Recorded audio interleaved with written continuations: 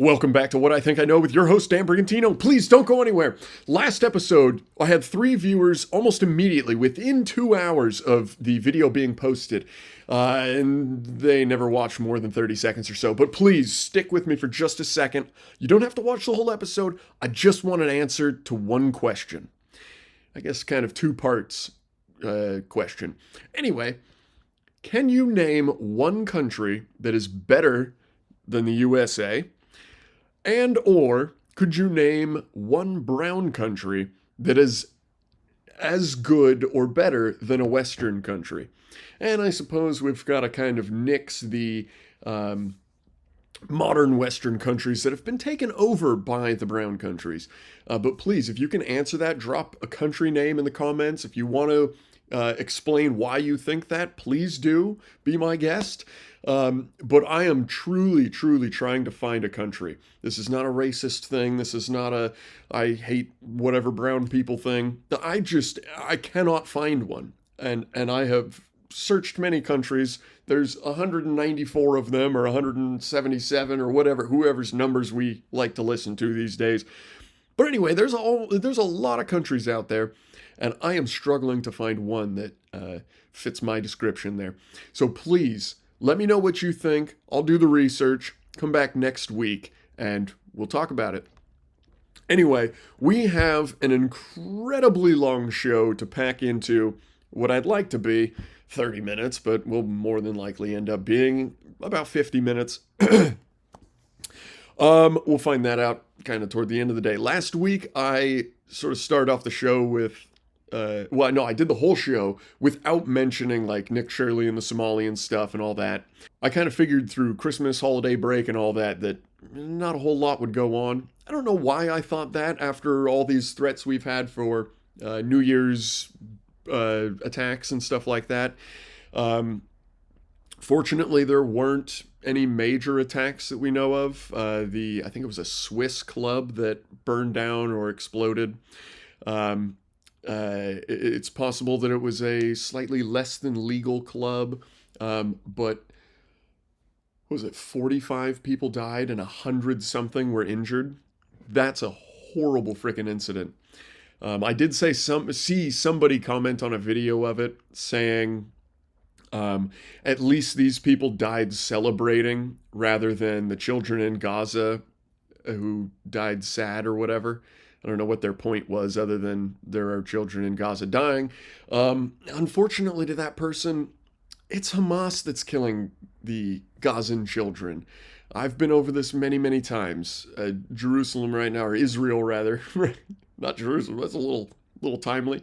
But Israel right now has the best ratio of civilian to combatant and I should have looked this up to see what all our other numbers were, but I believe it's kind of the best in modern history, which is incredible. You know, that's essentially after they stopped like raping and pillaging. Instead, it was just, we need to defeat the enemy.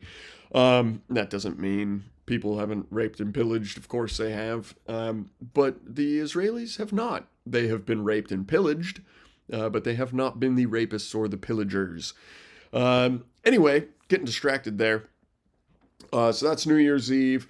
And then we had Nick Shirley, of course, with his wonderful Christmas present to the country, showing us all these Somali daycares, the Leering Center, and all that. And then we had I believe there were a few raids done by either Homeland Security or ICE. I can't really remember what happened there. I just saw a couple clips of it. And then I guess I forgot to look into it. But anyway, it was kind of like what I think like January 28th to December 28th to like January 2nd, somewhere in that window. I can't remember when exactly it happened. But a bunch of Somalians came out and said, we have issue with what Nick Shirley did. If that ain't a sign of guilt, I don't know what is. What, you have issue with me beating my wife? I mean, oh no, wait, sorry, actually it was, we know fraud is bad. Oh, God, wonderful clip. I love the giant diamond ring she had on her finger. Massive diamond. Had to be at least 3 carats. Very funny. I mean, it could be a fake ring, whatever. And then there was the dude who was talking about uh, they had a break in at their daycare center, and instead of stealing, supplies, tools, any valuables that may have been laying around, they just took what I would assume to be the most invaluable thing to a normal person ever, and that would be the list of children they have in the facility and the employees. Well, if the FBI or Homeland Security or whoever doesn't have the list of children, they can't research, into those children's families, and they also can't prove that there were or were not children there in the first place. And then, of course, with the employee list gone, they can't look into the employees' backgrounds. So basically, at this point, they could just say, yeah, we had 30,000 children and 400 employees. So we actually were underfunded. And there's really no way of proving anything aside from, like, maybe somebody they would have had to send all that information to. That's the government, isn't it? Maybe Minnesota would have that information for us. That might be a FOIA request. Or, well, it was probably just never sent in, truly. And because of all this stuff, Tim Walz has decided he's not going to run for re-election because, he's going to take care of things that really matter deep down in the state, stuff that he can't do from the governor's office. So he's going to work even harder. I think he's just taking time off early to get fitted for his orange jumpsuit. We'll see what happens there. Fingers crossed. Every time something like this happens, we've talked a little bit about Tulsi Gabbard ousting Obama and all that group, and it's something that Republicans typically do. This is kind of where the name Rhino comes from, Republican in name only. You get voted into office because I'm a big, hard, strong Republican man. And then you get into office and you're like, yeah, but I'm just going to keep voting with the Democrats, because now I control my whole constituency. So why not just vote with the Democrats? They give me a lot more money. It's a very big bummer. And I think retroactively, I guess, in post, I'm going to put up some pictures of the Somalian dude and the I guess the Somalian lady as well, the girl with the ring, and then the dude with the glasses, which I didn't even mention. I didn't find this out, of course. It's been blasted all over the internet, but $2,400 glasses. My first car in 2012, I think it was, like October of 2012, my first car, 94,000 miles on it, very low mileage car, in decent condition. There's a few dents and stuff, but the body is not what moves the car. The drivetrain's what moves the car. $1,200, and I still think I overpaid for it. I could have bought my car twice for the price of his glasses. Now, of course, like the ring that the lady was wearing, these could be fake glasses. Sure, I'll give him that. I've never seen a pair that looks like that before. I would assume if they were fakes, I would have seen them all over the place by now. But no, I don't think they're fake, because, yeah, if you could fake $2,400 glasses, like I said, we'd see them all over the place. Moving on, Zohran Mamdani, wonderful guy, terrific, just a genius, I tell you. That's me lying right there. Zohran Mamdani appointed a lesbian woman who has zero experience firefighting to be the chief big kahuna of firefighting in New York City. Genius. You know what I always do? When I've got a position to fill, I find the least qualified person, because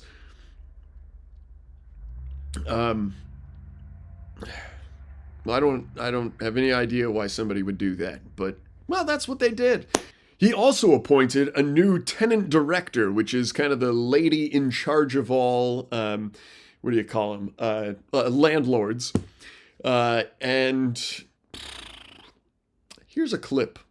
I think the reality is that for centuries we've really treated property as an individualized good and not a collective good, and we are going to transitioning to treating it as a collective good and towards a model of shared equity will require that we think about it differently, and it will mean that families, especially white families, but some POC families who are homeowners as well, are going to have a different relationship to property. Yeah, white families. Some POC families, which is people of color, which is the majority of the world. I think there's 6% white people. And the whole rest of the world is people of color. But we're going to have a new outlook on ownership of real estate. And that ownership will be collective instead of private. And she says we've been doing private property for centuries.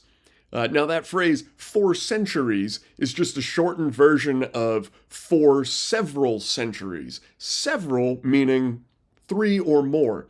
America's been here for 250 years. All right. Another fun thing he did, he promised to make buses free. And then, what are we? 5 days into his, I'd like to call it a reign of terror, but we'll see if that comes true. 5 days in, and this didn't even happen today, this happened yesterday, I think. Maybe even the day before, it might have been on the 3rd. But anyway, they raised the prices of bus tolls. I don't know if I've mentioned this before, maybe on the last episode, I can't remember, but his reasoning for lowering or making the bus toll free was that 50% of assaults on bus drivers happened at the toll box. Well, first off, that's where the bus driver is. You've got bus driver, and then right next to him, toll box. So, yeah, that's where the assault is going to happen if it's against a bus driver. Unless, of course, on the rare occasion the bus driver gets out of his seat and tries to confront someone or something like that.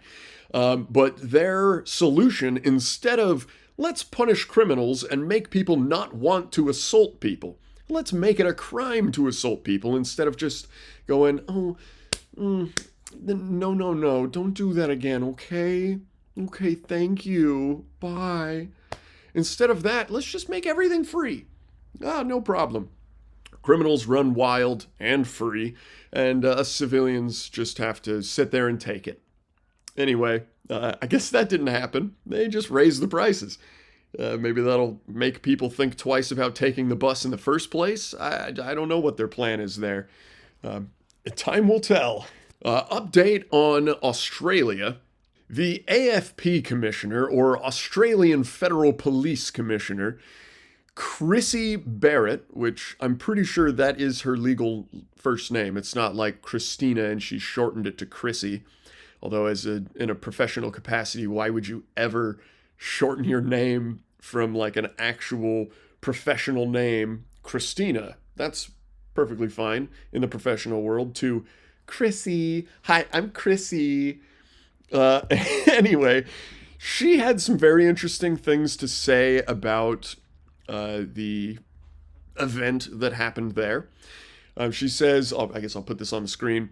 The Bondi massacre was not motivated by religion.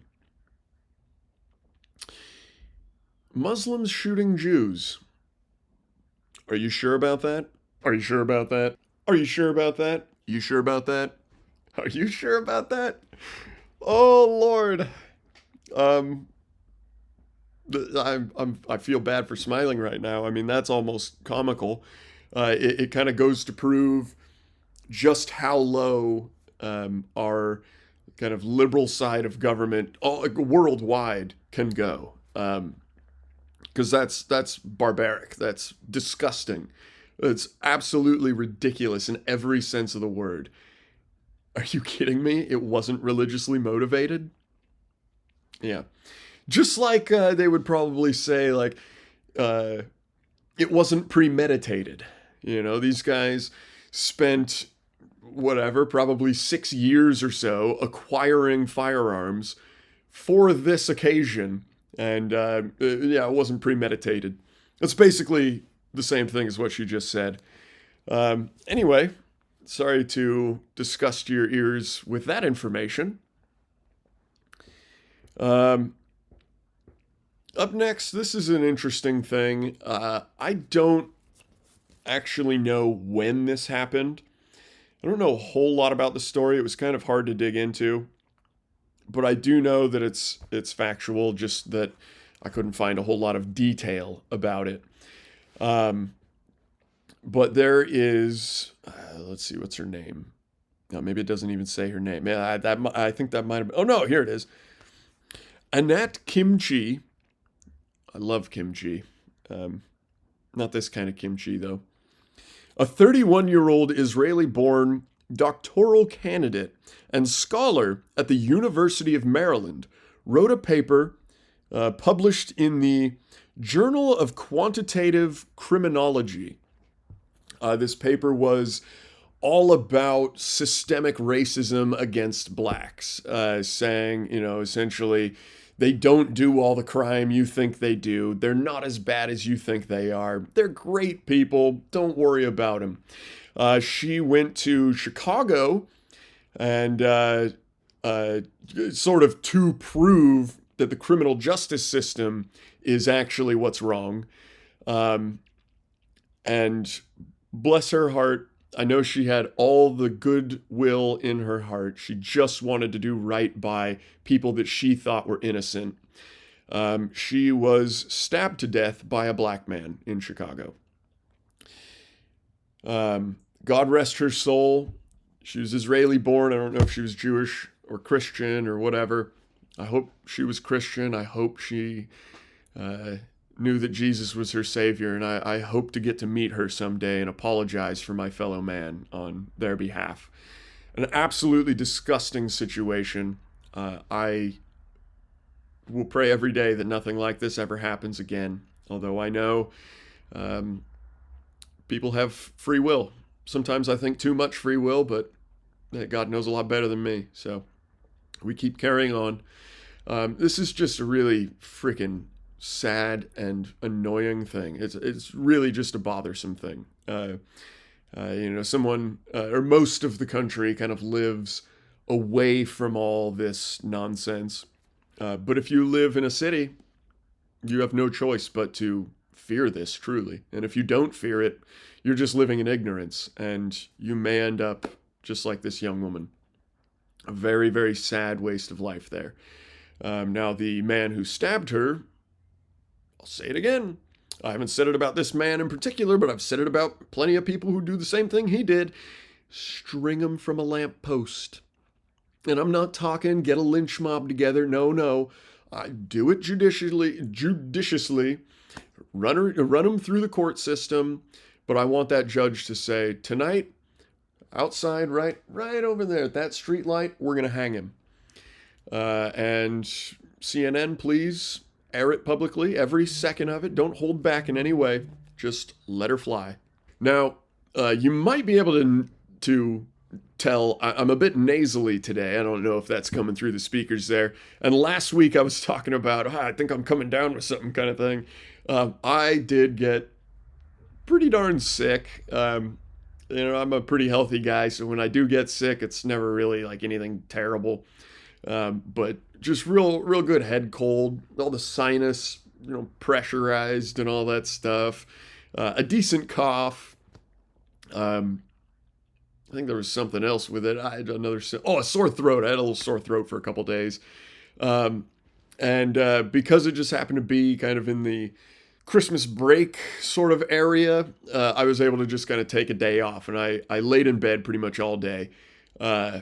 And throughout that day, I was in my bedroom, which I don't have a TV in. So I just kind of had my phone and my like a gallon of water kind of thing. That's how I spent my day. And I love like doing what I would call the research for this show, which is really just following the news, uh, and then kind of looking into those events afterward, and also scrolling through Instagram, YouTube, all that stuff to see kind of what information other people have pulled out, because uh, most factual information does not come from the news. It's coming from people like me, YouTube people who just know the information because they go in and read the police report or whatever it may be. I've done that several times for this show. Actually, gone into the police report, or the whatever, something that Congress wrote or whatever it is. If you just listen to the news pundit saying, this happened here, like I just saw this morning, Iran got rid of their compulsory hijab laws. That was kind of the news headline there. There were a clip of women burning their hijabs in the street. Well, fortunately and unfortunately, it's only half true. If you were to just read that headline, you'd go, oh, hooray! Freedom for the women out there. Beautiful. And that's what I immediately thought. And then I thought, well, hold on. I mean, that's pretty radical. Like, as a change, that's pretty darn radical. Let me look into that and make sure that's what actually happened. Well, unfortunately, it's not what happened.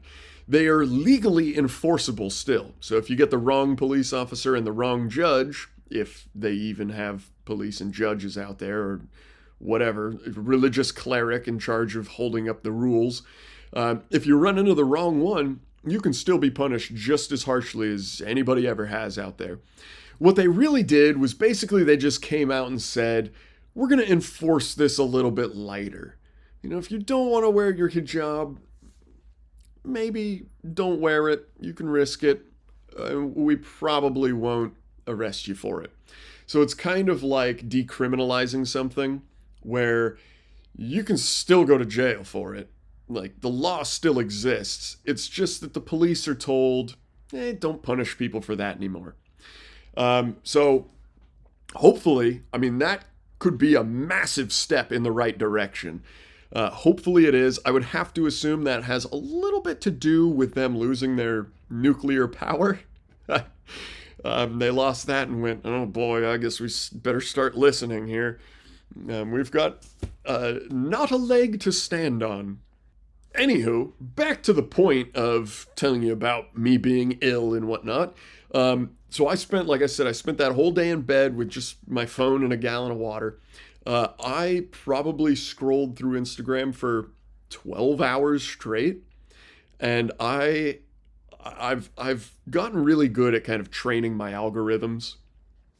They're different on different apps and whatnot, but each one has its kind of specialty.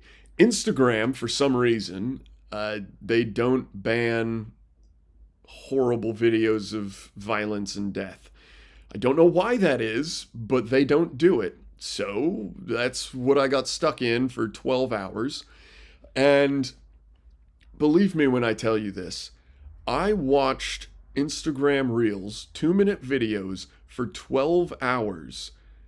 Every single one of them was either black on black crime, black on white crime, or a black person fighting with the police. I am very good at telling when it's AI or a scripted video or whatever. I scrolled for 12 hours and never saw the same one twice. Yeah, I always thought it was, a rarity kind of thing. It doesn't happen all the time, but when it does, it gets on camera. That was like 2020 riots or 2021 riots. The George Floyd, they all said, we need police body cams. Everybody needs a body cam. It didn't work out in their favor, because now all of their nonsense is just on video. Countless, hundreds of videos. I'm telling you, this is 2 minutes. Let's do the math right now. 12 hours divided by 60. Sorry, not divided by. 12 hours times 60. What the hell is going on here? That's weird. There's a calculator button. What is that for? I'm already in the calculator app. I don't need that button. Anywho, 12 times 60, that's 720 minutes that I was watching these videos for. And let's just say each of them is 2 minutes long. They're not. Most of them are only about a minute long. And even if they are a minute long, a lot of times I'm scrolling early because I already know what happens, basically. Um, so 360 separate videos of crap going on. And that's at the low end. I haven't done the math really on how long I was scrolling. It's the minimum I was scrolling was for 12 hours. It could have been 15, 16 even.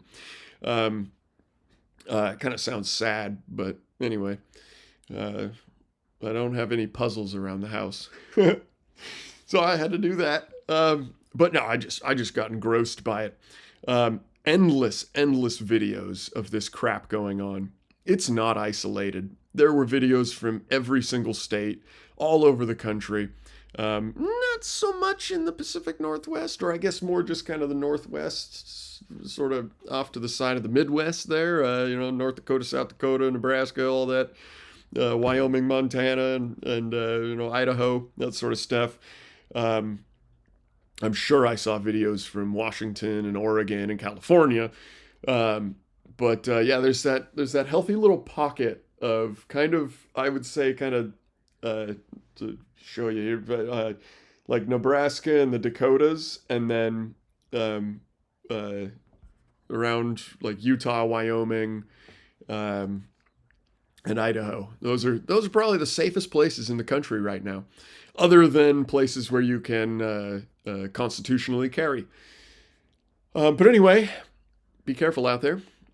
Uh, don't think it can't happen to you, because I just watched hours and hours and hours of it happening to different people all across the country.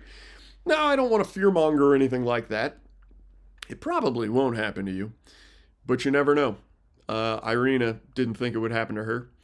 The gal who got set on fire, or the older lady who got set on fire, or the older man who got set on fire, all on buses and trains, they didn't think it would happen to them until they felt that cold liquid hit the back of their heads, and then got a little toasted. Um, I think I'm gonna have to look that up for next week, but I'm gonna pull up an update for that young gal who was most recently set on fire. I really hope she's doing all right. I hope her assailant is dead, um, and if not, I hope he gets killed wherever he is. Ideally, like hit by a train or something like that. Like he goes, you know, oh, you'll never catch me, and then boom. That'd be ideal. Anywho, moving on, here is a very interesting graph. This is per capita. We're talking uh, a group of 100,000 people for each of these. We have U.S. Black, U.S. Hispanic, Finland, Australia. No, sorry, that's Austria. There's no L. France, Canada, Czech Republic, and United States white. So if you were to take the entire population of African Americans in America and you just randomly picked 100,000 people out of that, and then you did the same for all those other categories, you would find out of those 100,000, 20 of them would be convicted murderers. And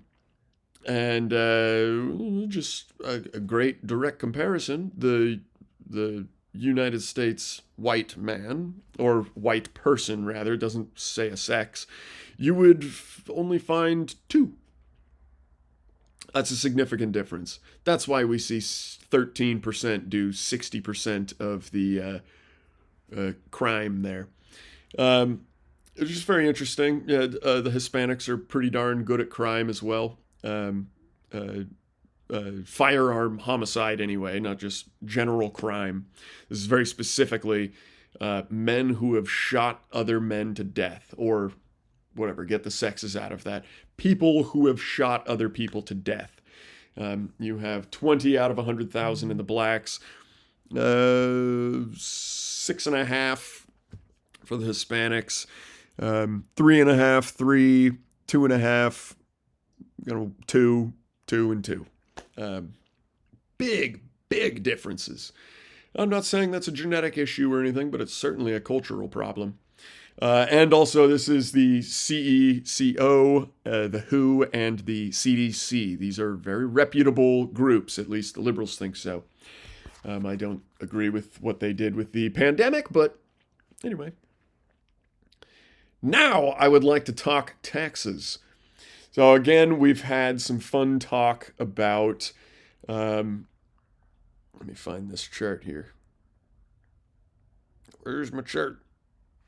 There we go. So there's been a lot of talk over the internet about like let's all skip our 2026 taxes. Now, if you are hearing this, please do not mistake that for this year's taxes. You are owed a return for this year. And I'm not entirely sure that anybody else would follow it this year in particular. But I think we need to kind of create a big movement over this next year, over 2026. And at the end of the year, we need to, anybody who's working for themselves needs to not pay their taxes. Now, unfortunately, W-2 workers, we would have to go through and change our tax category. I don't remember what it's called. But when you first get a job, they have you sign the W-2. There's other paperwork you can sign, and then or alter it, and you won't send a dime to the government until the very end of the year, or it would be February 2027, and then they would come asking, "Hey, where's our cut of what you earned last year?" Business owners do that every year. They don't pay anything during the year, and then at the end of the year, they give a big lump sum. If you're really bad at working, a couple grand. If you're really good at working, it could be millions. In the case of people like Elon Musk and whatnot, billions upon billions of dollars. Now, some would say, "Oh, he doesn't pay his taxes." Well, and that's kind of true. They don't come directly out of his pocket like most of us. His money is basically sunk into the businesses and whatnot, and stocks and things like that. But you do still have to pay taxes on all that stuff. It's just not kind of on his personal report, it's on his business reports and whatnot. But anyway, now this kind of actually harks back to last week's conversation about percentages of different people. I guess I was right, which is kind of cool. Whites are about 60%, Hispanics are about 20%, blacks are 13%, Asians are about 6%, and other, I don't know who that is, but that's 3%. So that's kind of fun. Those were just kind of mostly guesses. But anyway, 60% of the country spends or pays 75% of our country's taxes. Isn't that a great thing? 20% pays about half of 20%, 10%. 13% pays, about half of 10%, which is 6%. 13% rather. 6%, of course, Asians, they're going to pay more. They do real work. They pay more than 6% of the taxes. And the other, I don't know who that is, again, they pay somehow more than whoever they are. I don't have any idea what that means. Middle Eastern, maybe, but they're always thrown in with the whites, so I don't get that. And I would assume that that's why it says whites only pay 70 to 75%, because we also have a lot of Hispanics and Middle Easterners in our category, which is terrific fun. But anyway, I like the way it says that. Is this that white privilege the left is always talking about? Oh, Lord in heaven. It's a darn good thing we do have a great Lord. Yeah, no matter how ripped off we're getting, he's still going to take care of us. Doesn't matter your skin color. God is for everybody. Jesus Christ came down for the whole world. He said Jew and Gentile alike. If you don't know, a Gentile is just somebody who's not Jewish. It's a fun stuff there. And we are coming to the end of the show. Not entirely there. One more thing to talk about. There's been a lot of vaccine stuff coming out recently. The CDC wiped the fact they had written on their website that vaccines don't cause autism or any ill effects. And somebody won a lawsuit finally against I don't even know, vaccine manufacturer or something. Their claim was that they were, or their children were damaged by the vaccine, and the court agreed with them, which I think that's the first time that's ever happened. Incredible news there. We're on the right track. And then recently, a peer reviewed reanalysis of the Henry Ford birth cohort study finds vaccinated children sicker across all 22 chronic disease categories. Um, wow. This is just kind of, I'll just do like 5 or 6 of them. Um, Chronic health condition. This is kind of just any chronic health condition in children. I am only assuming, but I am assuming this is 18 and under. Now, I know when they did gun violence, they went up to like 21 or something like that, which is ridiculous because the most gun violence happens between 17 and 20. So obviously, if you raise the age, yeah, you're going to start convincing people that 3-year-olds are going around shooting each other.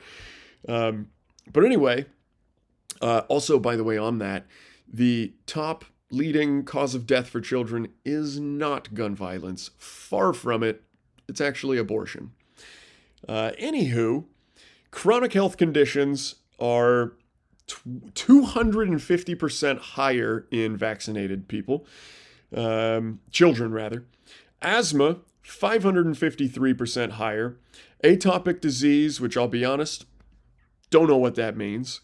I should have looked that up, but anyway, you could Google it really quick. I'm sure it would take 2 seconds. Atopic disease, 386% higher in the vaccinated children. Autoimmune disease, 1,120% higher. And kind of my favorite, not favorite, most hated perhaps, but sort of best proof for what all anti-vax people have been saying. 549% higher odds of having autism. So if you get vaccines while you're a child, you have 49% higher chances than anybody else to have autism. Yeah, that's, I mean, end of story. Blast this on every damn news organization. Everybody in the country needs to see this, and half the country needs to go, I'm very sorry that I called you foolish, stupid, a threat to the community, that sort of thing. Yeah, we deserve a massive apology.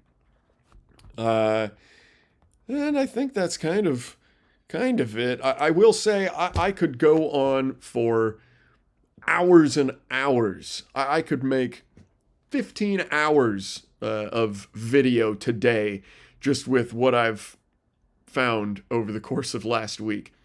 Sometime in the near future, hopefully I will have a little more time and I'll be able to do a video like twice a week. I'd love to do this every single day. But my 3 viewers a week are not going to make this any profitable or profitable enough to continue, or at least to ramp it up. I will continue. I don't care if nobody watches this ever. I'm honestly more interested in having my opinion kind of logged for life. A lot of people say the internet is forever, and yes, it is. So instead of posting my naked body on OnlyFans, I would prefer people to have some reasonable knowledge to fall back on. And someday soon, I mean, my scripts are not big. This is one of my bigger scripts here. Last week, this is all I wrote, and I talked for 45 minutes or something about that. But anyway, someday I will transcribe all these videos, hopefully, and make them a little bit more permanent because I think eventually the internet's going to shut down. You know, if like we look at the like Egyptians, where did they go? Well, the only reason we have any information is because they carved it into stone. And you can't really erase things on stone. But on a hard drive, like in this computer here, that's pretty easy. You just swipe a magnet over top of it. So, anyway, that is kind of everything I've got for typical news. And now it is time for our hero of the week. Today's hero, for the third time, Donald J. Trump. Honestly, I probably should have just put him higher up and given Nick Shirley a second hero of the week, but whatever. Trump has been such a freaking awesome president. I know he's done some kind of subpar things, but I think Marjorie Taylor Greene was 100% incorrect. I think she just was purchased by the left side of the aisle. They said, "Hey, we'll swing you a few million if you just get the fuck out of here. You know, we'll pay for the rest of your life if you just leave." That is kind of my belief, honestly. I can't really see it any other way, because she used to be awesome. I used to love her. I mean, she was a little out there sometimes, but she used to be fantastic. And then she comes out and says Trump's not playing 5D chess. Yeah, I think you just got proven wrong, MTG.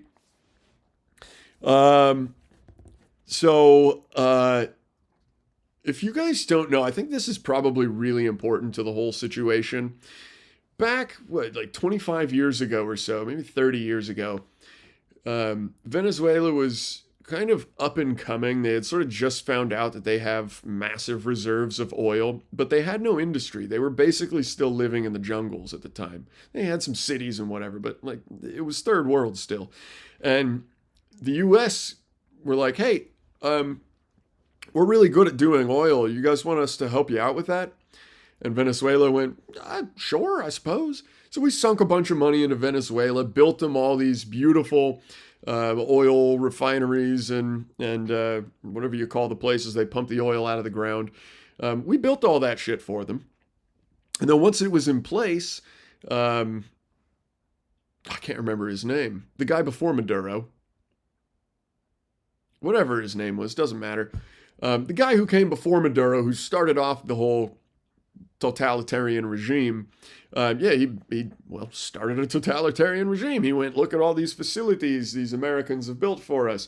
Great. Now I'm going to shut down the country and kill a bunch of people who disagree with me and take control and keep control." Effectively becoming like kind of a king, or dictator, that's the layman's terms. And then, of course, he, had to go. And then Maduro took over, and several elections later, fraudulent elections, of course, he's still in control. And we tried to talk with him. We tried to find a solution, but a solution he never agreed to. Finally, we were done. And we went in there and took care of him. So I think he's in New York right now. He might be going down to Miami. I can't remember. But anyway, he's going to stand trial. And it's a terrific thing. The Venezuelan people are celebrating everywhere. A lot of us Americans are celebrating because it's a beautiful thing. We just freed an entire country of people in like a 6-hour mission. It took 6 hours for us to free thousands and thousands of people. It's fantastic. There's still a lot of work to be done down there. First and foremost, somebody needs to lead the country. They need to kind of right the ship and then lead it. And that's going to be difficult. It's going to be a long, hard road. It's possible that we fail, or that the Venezuelans fail once we kind of say, "Okay, it's on you now." I don't think that'll happen because I think the American oil companies are going to go back in and kind of just take care of everything, basically. Hopefully that happens. If not, who knows? Just keep praying for that country. And so the Venezuelan people are celebrating, but here in America, not so much, which is interesting because just a few years ago, people were saying, like the Democrats were saying, how bad Maduro was. Here's a quick clip of Chuck Schumer. And the president brags about his Venezuela policy? Give us a break. He hasn't brought an end to the Maduro regime. The Maduro regime is more powerful today and more entrenched today than it was when the president began.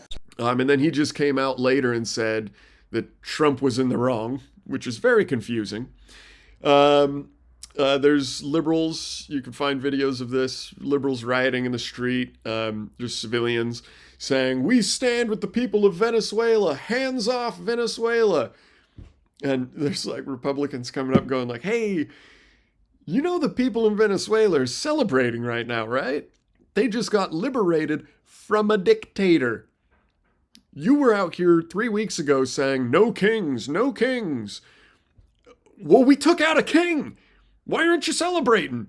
Oh, because Trump did it, obviously. Yes, duh. Don't be so hard-headed. Ouch. Oof. Another bit for Zoran Mamdani. He also said, hey, you know, it's an act of war. It's against the national or international laws to, you know, oust a dictator or to arrest a dictator. It's a bad thing.